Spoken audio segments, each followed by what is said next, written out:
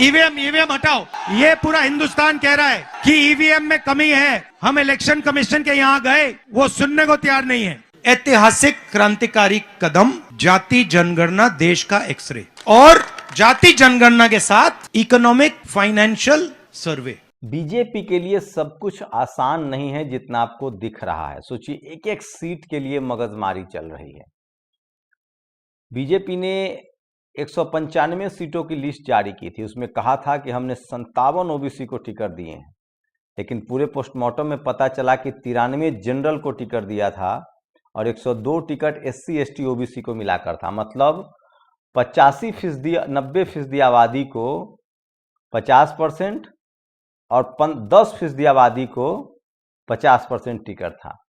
एक मुस्लिम समाज को टिकट मिला था, वो भी केरल में। तो सोचिए कि अगर बिहार के जाति जनगणना को रोड मैप माने तो SC ST OBC मिलाकर टोटल संख्या 90% होता है, लेकिन बीजेपी ने टिकट दिए थे लगभग 93 जनरल को और टोटल 102 SC ST OBC मिलाकर। उसके बाद कांग्रेस ने टिकट जारी किया और अब तक दूसरे टर्म में कांग्रेस ने 73% टिकट SC ST OBC को दिया है।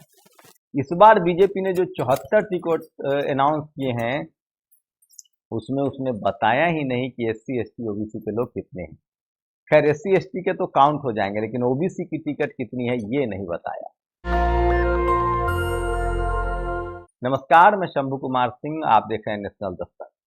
2024 चुनाव में बीजेपी के हालत का अंदाजा इसलिए लगा सकते हैं कि हर राज्य में उसे अपने तरीके से मैनेजमेंट करना पड़ रहा है। हरियाणा में खट्टर का इस्तीफा होता है, विधानसभा से इस्तीफा होता है, ओबीसी का सीएम साढ़े 9 साल बाद याद आया है। जब 6 महीने बचे हैं तब ओबीसी सैनी समाज याद आया है। खैर, देखते हैं आगे क्या होता है, लेकिन बीजेपी की मुश्किलें लगातार बढ़ रही है। सोचिए, बीजेपी ने पिछली बार 195 टिकट अनाउंस किया था, 57 टिकट ओबीसी का था, चीख कर कहा था SC ST मिलाकर 102 टिकट था, 93 टिकट जनरल को था, मतलब 50%। इस बार 74 टिकट का लिस्ट जारी हुआ है, लेकिन नहीं बताया गया कि SC ST OBC के लोग कितने हैं, क्योंकि बीजेपी के इस खेल पर कांग्रेस के भी नजर है। पता नहीं अखिलेश यादव, तेजस्वी यादव इस पर नजर रखे हुए हैं या नहीं है। तो कांग्रेस के नेता राहुल गांधी का बयान सुने कि 2024 में सबसे बड़ा मुद्दा होगा जाति जनगणना और आर्थिक सर्वे। ऐतिहासिक क्रांतिकारी कदम, जाति जनगणना देश का एक्सरे, और जाति जनगणना के साथ इकोनॉमिक फाइनेंशियल सर्वे। लेकिन राहुल गांधी यही नहीं रुकते हैं। वो कहते हैं कि हमने ईवीएम को लेकर चुनाव आयोग को कहा था वीवीपैट की गिनती करा लो, लेकिन चुनाव आयोग सुनता नहीं है। सुनिए, ईवीएम हटाओ। ये पूरा हिंदुस्तान कह रहा है कि ईवीएम में कमी है। हम इलेक्शन कमीशन के यहां गए, वो सुनने को तैयार नहीं है। तो सुना आपने। तो ये तमाम मुद्दे हैं जो बीजेपी के गले की हड्डी बन रही है। एक तो पहले ही इलेक्टोरल बॉन्ड पर खुलासा, उसको असंवैधानिक करार दिया गया। अब कोर्ट के डांट फटकार के बाद SBI ने पूरे डेटा दे दिए हैं।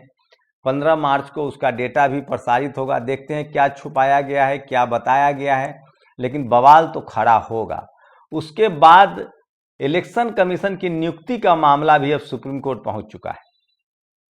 कहा जा रहा है कि 15 तारीख को प्रधानमंत्री बैठक करेंगे। फिलहाल जो कानून है संसद से पास, उसके हिसाब से प्रधानमंत्री, केंद्रीय मंत्री और लीडर अपोजिशन होंगे।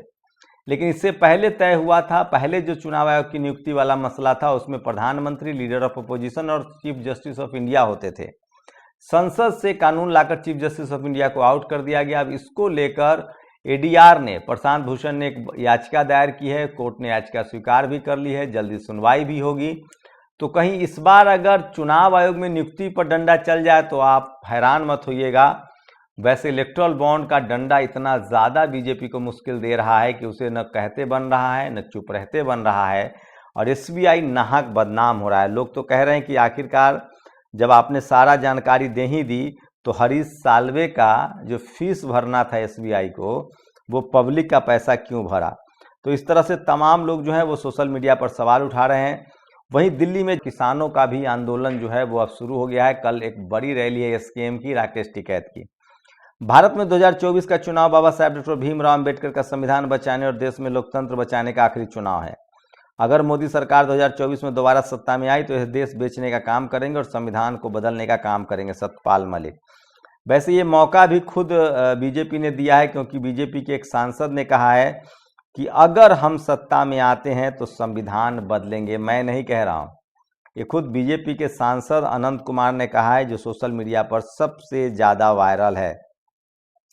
तो सोचिए, SC ST OBC वाली जो हवाबाजी बीजेपी की चल रही थी उसकी हवा निकल गई है, और जिस तरह से बड़ा राहुल गांधी ने भी इसको मैनेजमेंट को समझ लिया है, और अब दलित पिछड़े आदिवासियों का राजनीति में अब बहुत ज़्यादा दोहन नहीं चलेगा।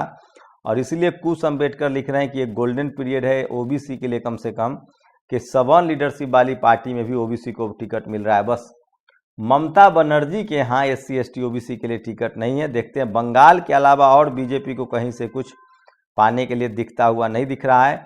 वहीं बिहार में चिराग पासवान को पहले दरकिनार किया गया था। एनडीए गठबंधन, नीतीश कुमार बीजेपी सत्ता में थे, चिराग पासवान की पार्टी हड़प ली गई थी। अब कहा जा रहा है कि उनके चाचा पशुपति पारस, जिनका पहले इस्तेमाल हुआ, वो अब उनको बाहर कर दिया गया है।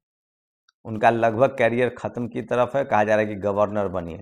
वहीं कहा जा रहा है कि जेजेपी जो चौटाला हैं, उनको जानबूझकर बाहर किया गया है ताकि वो चुनाव लड़े और जाट समाज का वोट बटे, और उसकी वजह से बीजेपी को फायदा हो। तो गठबंधन तोड़ने में भी फायदा, गठबंधन बनाने में भी फायदा। लेकिन मेरा सवाल एक सिंपल है कि जब बीजेपी, जिसके पास मीडिया है, जुडिशरी है, कॉलेज यूनिवर्सिटी है, ब्यूरोक्रेसी है, इस देश का संसाधन है, केंद्र में सरकार है, सत्ता में सरकार है, जब बीजेपी बिना गठबंधन के चुनाव जीतते हुए नहीं दिख रही, तो उन पार्टियों का क्या कहिएगा जो न एनडीए के साथ है न इंडिया गठबंधन के साथ है? क्या वो अकेले चुनाव जीत जाएंगे? आपकी प्रतिक्रिया बहुत जरूरी है, आप अपनी प्रतिक्रिया जरूर दीजिए। शुक्रिया। नेशनल दस्तक की आपसे गुजारिश है कि अगर इसको बचाना चाहते हैं तो नेशनल दस्तक को सब्सक्राइब करने के लिए रेड कलर के सब्सक्राइब बटन को दबाएं, फिर बेल आइकन की घंटी दबाएं। नेशनल दस्तक को बचाने के लिए बहुत जरूरी है कि हर खबर को शेयर करें, लाइक करें, कमेंट जरूर करें।